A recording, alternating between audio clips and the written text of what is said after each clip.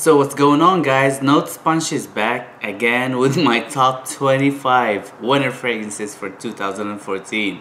This top 25 is taken forever. I guess it's on the second month going on so far, but it's almost there. So today I'm gonna tackle from number 10 to number 6. So there's only one part left. So besides this one right here, so it's getting there, guys, and my favorites, my personal favorites, it's on the way. So I am really excited about today's part, and I just can't wait to show it to you guys. With that being said, let's just move on to my number 10 on my list. My number 10 on my list, it's one of my favorite Tom Fords.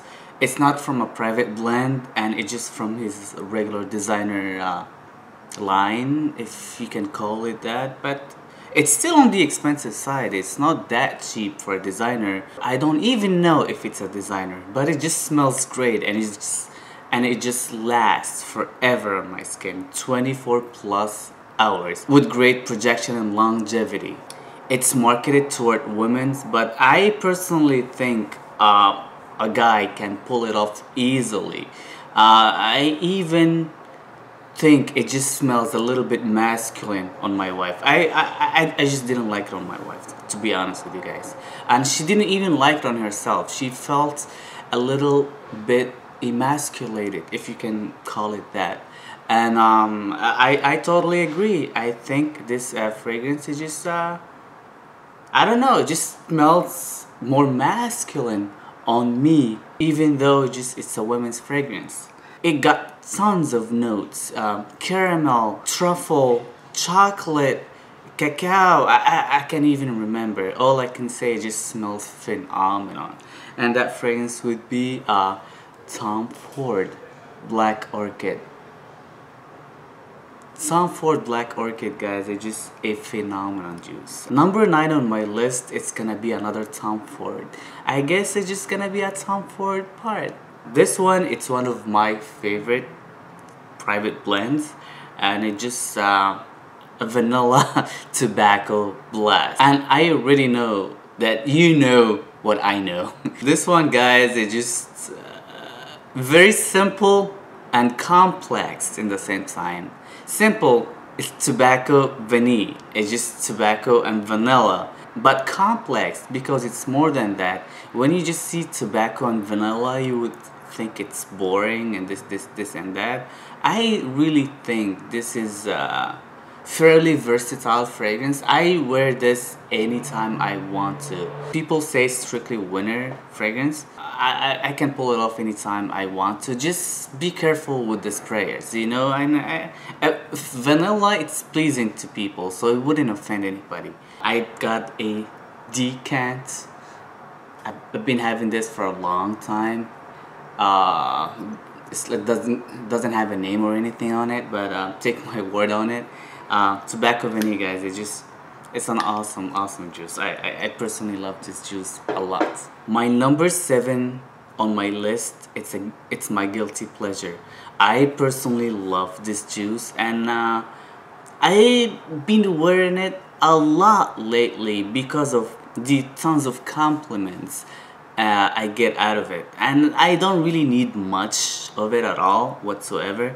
1-2 sprays, and I am a heavy sprayer myself, but I just can't do more than 2 sprays with this one. It is the strongest fragrance I have in my collection, pretty much, but I love it. It's a cotton candy bomb. It's pretty versatile. Even though it's pretty strong, you can pull it off in the summertime, wintertime, springtime, any time of the day or night, and you'll do just fine. It's very sweet, very linear. It's not a very complex fragrance. All this house, it's not complex at all whatsoever. It just got like 2-3 notes and it's done, but they have great performance. It is expensive, but for me, 1 or 2 sprays, that would last me forever. So I personally think it's a great bang for your buck if you can pay that $240 up front. I think Aqua Isuko would last you forever. All you need is one spray on your chest, and if you want a little bit more of attention, probably one more spray in the back of your neck, and you're set. You don't need more than that, or you just pretty much you would choke yourself out. Aqua Isuko, it's phenomenon on my number 7 spot. My number 6 spot is my holy grail of my Tom Ford private blends. I personally love this one, and I think it's the best rose based fragrance ever created so far. I tried too many. I love my rose based fragrances, and I tried too many of them, but when it comes to Noir de Noir, and I have a decant, and definitely this one, it's a definite bottle worthy, and I'm getting myself a bottle as soon as possible. I'm not getting used to people chase me around just to ask me what do I wear, and they compliment my fragrance and they ask me to write it down for them. But for all these single guys out there, I freaking highly recommend Noir de Noir. Even though you hate rose based fragrances, just freaking wear it. It'll get you the job, trust me. My number 6 on my list, and last for this episode, it is my ultimate date scent. This one, it's another sexy fragrance. Absolute sex in a bottle. I love the honey and tobacco note in it, and I think it's just perfect. For me personally, I love honey in fragrances, and for me it is aphrodisiac. And surprisingly, this fragrance called aphrodisiac, and I just didn't say that because of this fragrance, but honey to me in general, it's aphrodisiac. It's so sexy, it resembles sex, it just turns me on.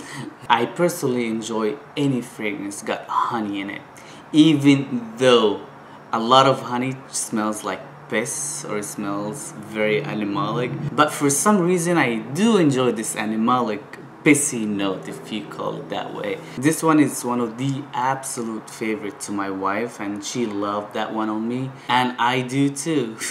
And that one would be by Killian, Back to Black, on my number 6 spot. So this is pretty much it for today's episode, guys.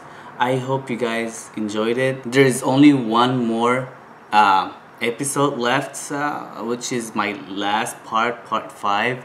Stay tuned for this one, and let me know what you guys think of my 5 picks for today's episode. If you guys liked it, please give me those thumbs up. I always appreciate them. Don't forget to share and subscribe the episode. Thank you again for watching, and peace. We're sorry, the number you have dialed is not in service at this time.